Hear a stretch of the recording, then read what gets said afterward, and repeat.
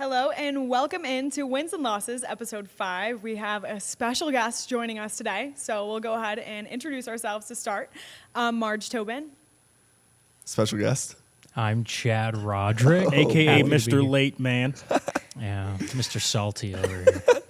I'm Jackson Callan. Oh, and I'm Titus Cleveland. How you guys doing? Let's go. How you doing? Let's go. Yeah, so we have a couple different topics today. We're going to be starting with the new transgender athlete ban coming into the Olympics of this year. So that is new information that's came out, and yeah, kind of a topic that's being talked about. Personally, I think it's a great rule that is being applied. I don't think biological men should be able to compete against women. I don't think it's fair. There's clear genetic differences that would make the competition unfair. So I think it's a great rule to be applied. I mean, this is a no-brainer to me, to be honest. They were just, men and women are just two different, specimens. We're two different builds. We're genetically stronger, faster, not to put women inferior to us, but yes, I do think that it's a great rule. It's a good ban, and I think men, if you are transgender and you do want to compete in the Olympics, then have a separate division for transgender athletes, and they can compete against each other. You can have your own awards, your own championships, your own history books, but if you're going to go up there and compete with other women who are biologically, yes. Thank you, Marj. A lot of reading today. But if they are natural women, they should be able to compete against other natural women. Oh, great. Yeah, Jackson, what do you think? I think the biggest thing for the Olympics is just to make sure it's consistent, because right now there's a lot of inconsistencies with it and kind of figuring out, do you do testosterone limiting and you just test for that? Do you actually not allow transgenders to compete at all? And so I think that just having one uniform way to kind of deal with it is going to be the most important thing, and make sure that each Olympics is the same. Hopefully that can then carry over into NCAA sports. We haven't really seen an issue in professional sports, but NCAA and just other levels of competition, so that it's all kind of a uniform rule, so that everybody knows kind of what the expectation is, rather than having the rules applied differently depending on what kind of competition it is. I think that's the main thing to me, is just make sure everyone understands what's going on. Yeah, I don't really have a different take than that. I think what you all said is pretty much what I agree with. I would say, like, when you have some of these professional women athletes saying, it is a completely different game. I mean, I remember Serena Williams saying that, right? Where, she's the GOAT of women's tennis, but, she can't go up against a top ranked, even a top 100 ranked tennis player on the men's side, So, some things like that. And I know other athletes have come out and said that. And I think that I like what Titus is talking about, making it a different division within the Olympics, because I think that you just never want that someone's success to detriment someone else's due to anything outside of just being better at the sport. I think that, like, I don't know, if there was just some guy, like, we don't allow steroids. Like, if some dude is just popping steroids and, being a better swimmer, runner than you, we ban that. So I think that, just ask the Canadian Olympic sprinting team in the 90s. Like, Carl Lewis, you were banned, man. So it's just how it is. So I agree with what you guys are pretty much saying. This year's Olympics is in Italy, right? Yeah, Turin and Milan. Yeah, like the Winter Olympics. Yeah. So I'm interested, like a hockey obviously would be one that, like, you wouldn't really want to see people compete against. But, like, is it like a sport, like, you have to correct me, is curling like multi-gender? They have co-ed curling. Yeah, they have curling teams, but they also have men's and women's curling, so there is overlap.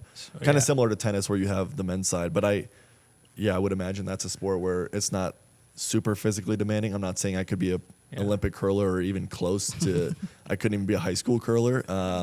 But so I think that is a sport where I think you could kind of explore, just having everybody compete together, and they already kind of do so. So yeah, that's kind of, winter's a little bit different than summer, because I feel like winter is still all about athleticism, but it's just a different kind. But I still would say, like, Yeah, I'm opposed to the same divisions, even though, oh man, I'm looking like a dumb guy.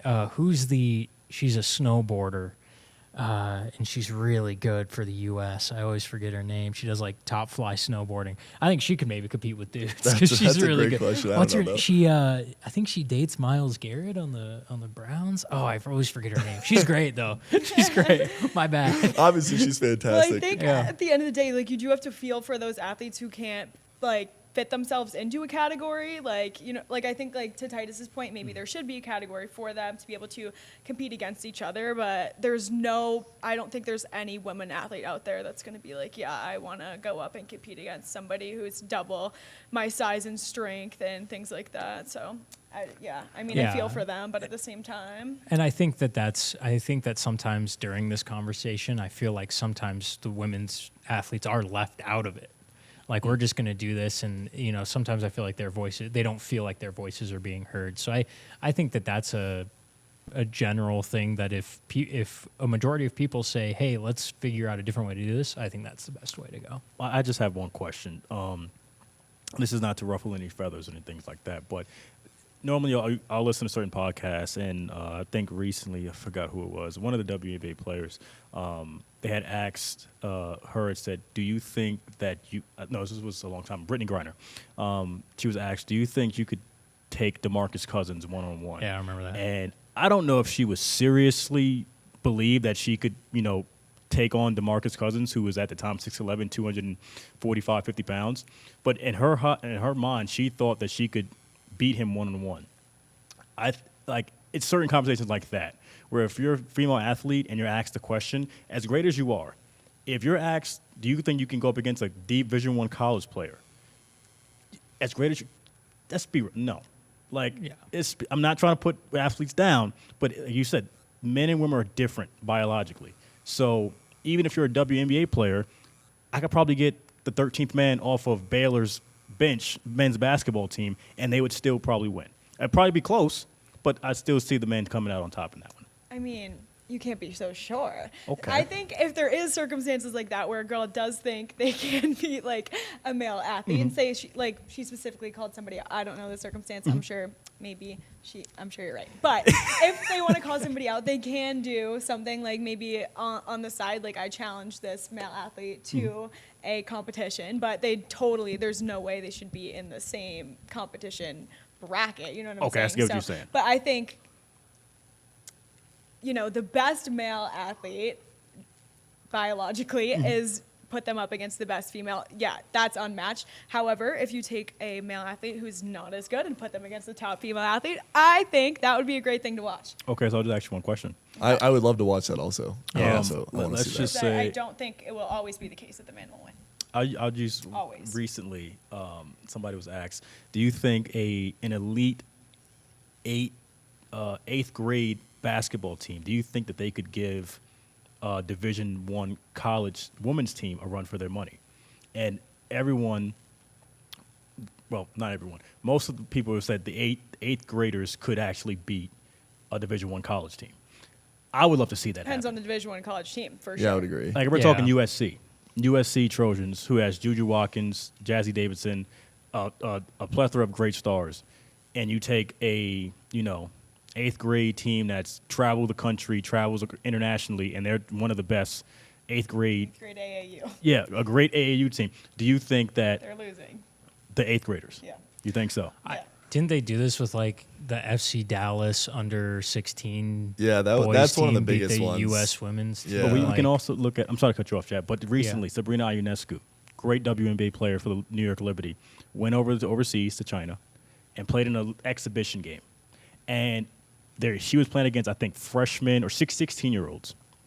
And you could see her physically struggling to back down a 16-year-old kid. And she's a grown woman who's been in the WNBA for 4 or 5 years, training with Kobe Bryant. And you could just see the difference of strength. So I'm just looking at that, and I'm like, there's no way.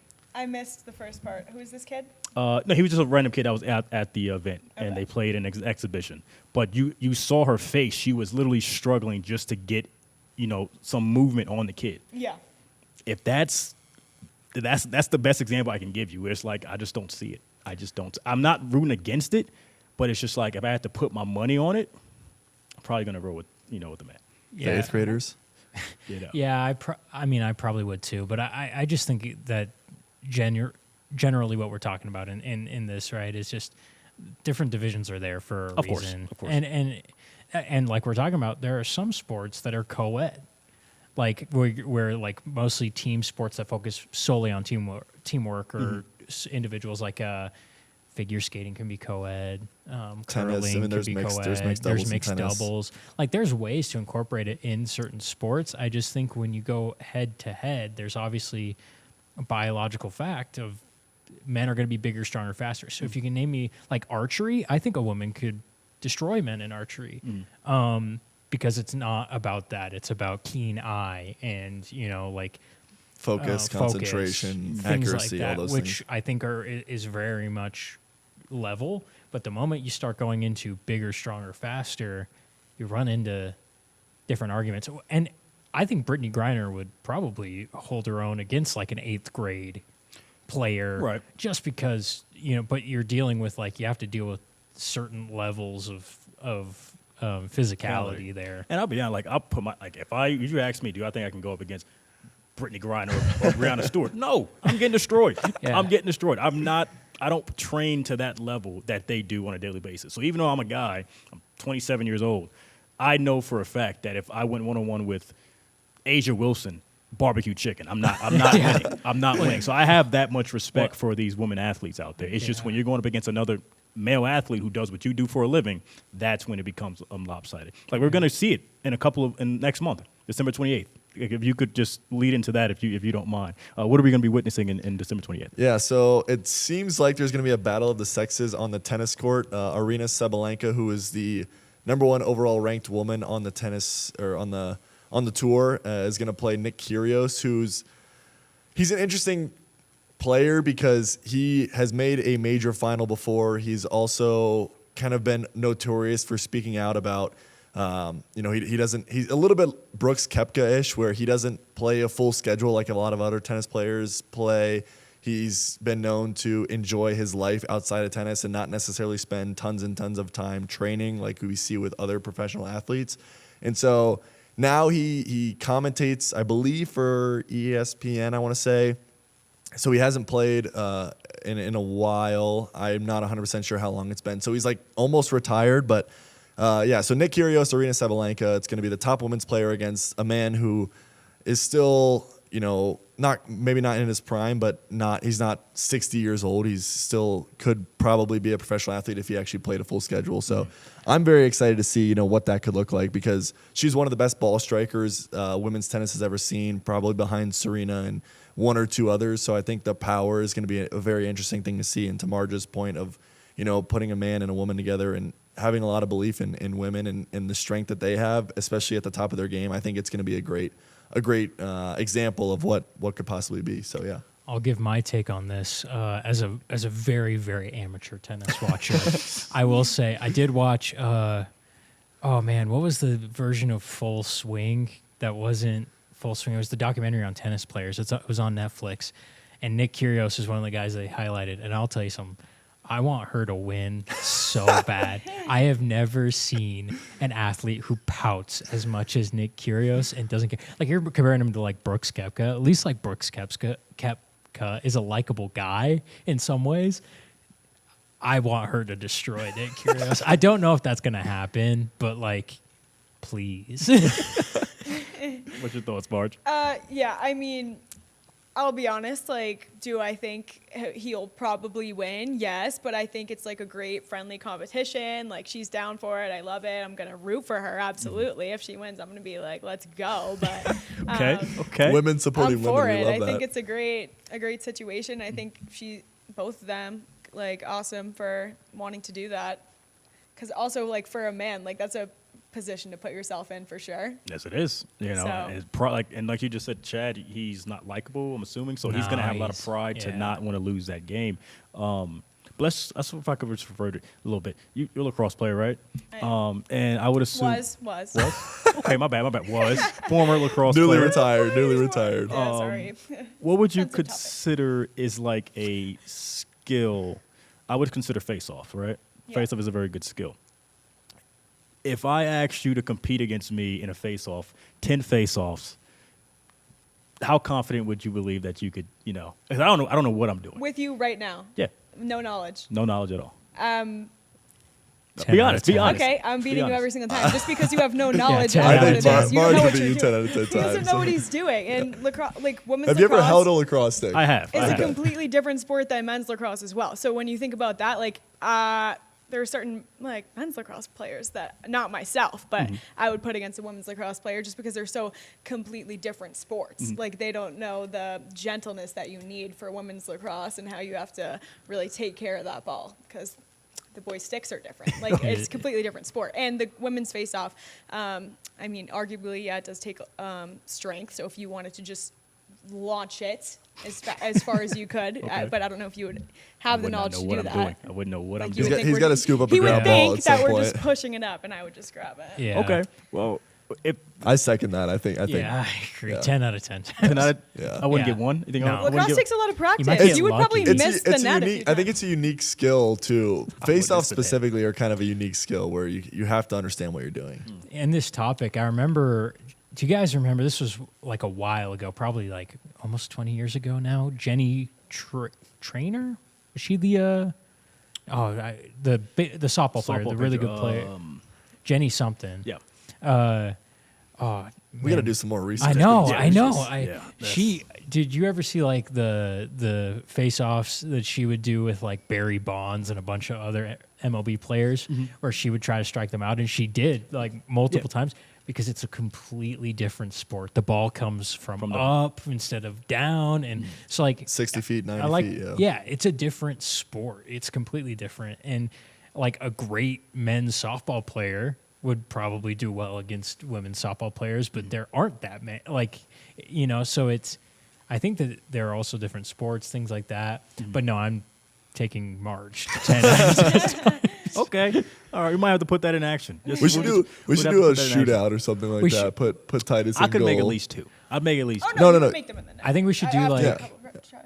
we should just do like you on a lacrosse face-off with Marj, see how many you get, and then a hockey face-off with Jackson and see how many you get. Well, I don't skate on ice. I was so about to would say not- you got to get me on the ice. Standing first. on the ice. We could do it in the newsroom and just Yeah. get a stick. And Because I think that there is going back to like the argument of like eighth graders versus pro athletes. I think being a pro athlete, you have, or even a college athlete, even someone who's been doing it for a long time, you have such a greater knowledge level and like a skill level as far as just understanding the game and also that kind of muscle memory Right. that I think you can make arguments. I think that generally, yeah, but like you make arguments of like how much do you know about this versus the pro. I played lacrosse for one day in the summer and I never picked up a stick ever. Let's again. go. Nice. That's when I was like go. 10 years old. So Yeah. I'm talking about You 17 years ago. dabbled? That's A awesome. little bit. You But can't yeah, be from New York and not have touched the lacrosse stick. Come on. Yeah. but it's definitely an interesting topic. I'm looking forward to see who comes out on top in that matchup between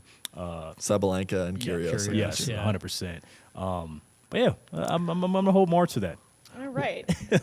Coming soon on Wow. Wins and Losses, episode 25. Yeah. Titus Titus gets versus destroyed. Marj. Yeah, Titus is going to be the Mark Wahlberg in Invincible, but with lacrosse. I'm going to walk onto I'm the down. Colorado I'm down. Mammoth. I'm If going I to do it. I'll take an L and I'll own it. I will own it 100%. What's the next topic though, March? Oh yeah. So let's move into our favorite sports movies. Oh. Does everyone have one? Or Chad Jackson and are I gonna have say the same one. thing. Miracle's the best sports movie, bar none. It's the best sports movie. Hey Jackson, what's your favorite line for Miracle, real quick? I got like 4 or 5. I would probably say my favorite line is just being a hockey guy. My favorite one is when they're doing the skating after they lose to or they tie Norway, and he's like, the name on the front is a heck of a lot more important than the one in the back. Get that through your head again, and he makes him skate for the rest of the night. But yeah, that's my favorite, just because I think it's about what's on the front. Mine is who are we playing? Yeah, that's a good one too. Sweden. You're right, Sweden in the Olympics. Flips the table. Kurt Russell's phenomenal in It's that movie. he's the best. Yeah, like his Minnesota accent's on point too throughout the whole movie. It's my favorite, Titus. I mean, Miracle, never seen it. I've seen the last part of it when they do beat Russia. Blasphemy, Correct me man. if I'm wrong. I did watch that part, the speech that he gave to his team. Very, heart-touching, heartwarming, and everything like that. But I wouldn't say that's the greatest. I don't know if sports movie ever. heartwarming is the right word. Well, you know what I'm Makes trying me to- want to run through a Pumps wall. me No, up. I mean, Yeah. cool, yeah. But I definitely would have to go with Coach Carter.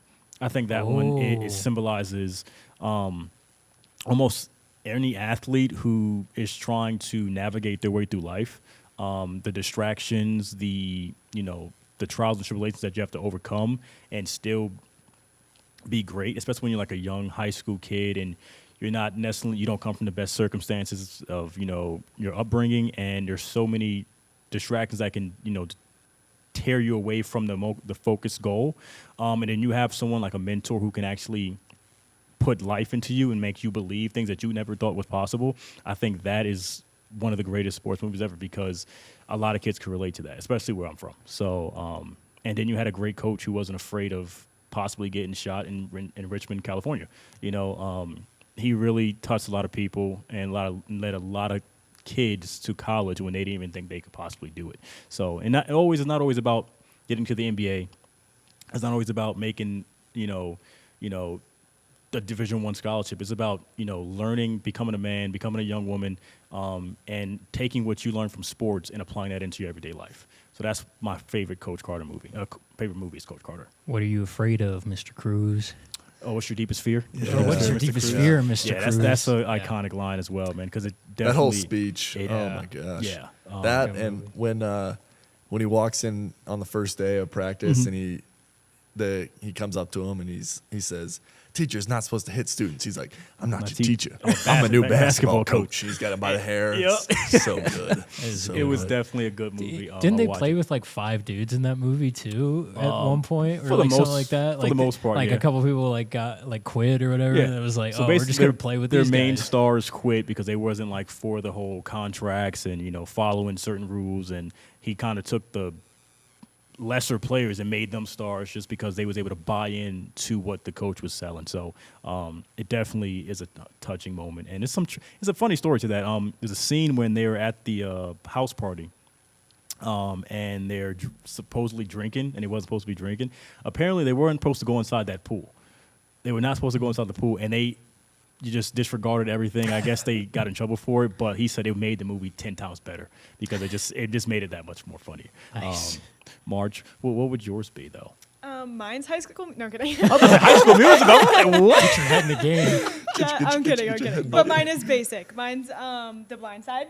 Ooh. That one makes me cry. It's so good. But it's kind of the same thing. Like shows, the background and how much a sport can do for an athlete.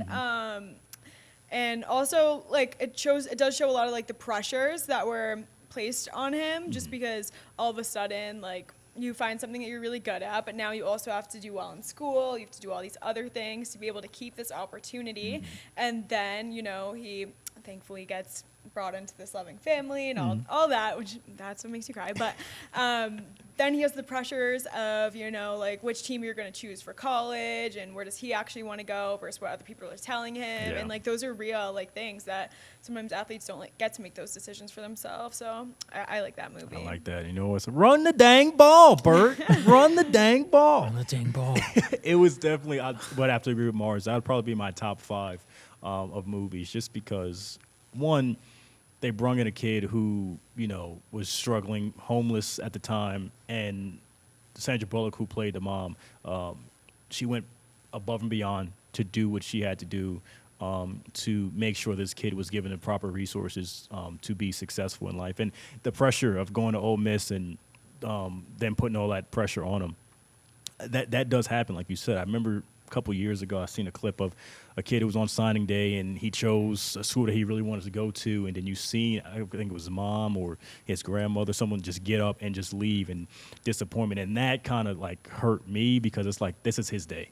This is his special moment, and you kind of took that away from him. Regardless of where he goes, you're going to love him. You should love him as your son.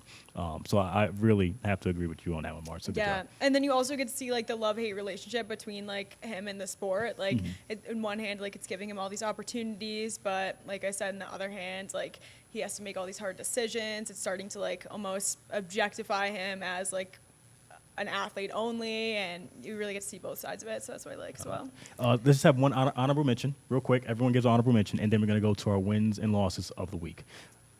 Should I start first or Yeah, go for me? it. Yeah. I'm going to go with 42, Jackie Robinson. Classic. All right, my honorable mention is Rudy. Okay, Rudy. Remember the Titans. Gotta be. Oh, that was gonna be mine. So I'll go Hoosiers. Hoosiers is my Hoosiers, honorable okay. mention. Yeah, those are pretty good picks. I like those. It's a solid list. Yeah. Well, I'll let Marj continue the transition to the next Okay. topic. Oh, then. yeah. I'm slacking. No, you're not. No, you're not. You're fine. All right. Moving into our wins and losses for the week. So we're all going to go around and give one win and one loss. So why don't you start, Titus? I put me on the spot, huh? Okay. I'm going to go with, for my loser, I'm going to go with Chad. I'm not going to take yours because I know we spoke about it. So I'm going to go with Travis Kelce. It's a win and also in a loss. He broke the all-time, touchdown record for the Chiefs today, but he ultimately lost to the Broncos in a great game that I think a lot of Broncos fans would be proud of. So that's my loss.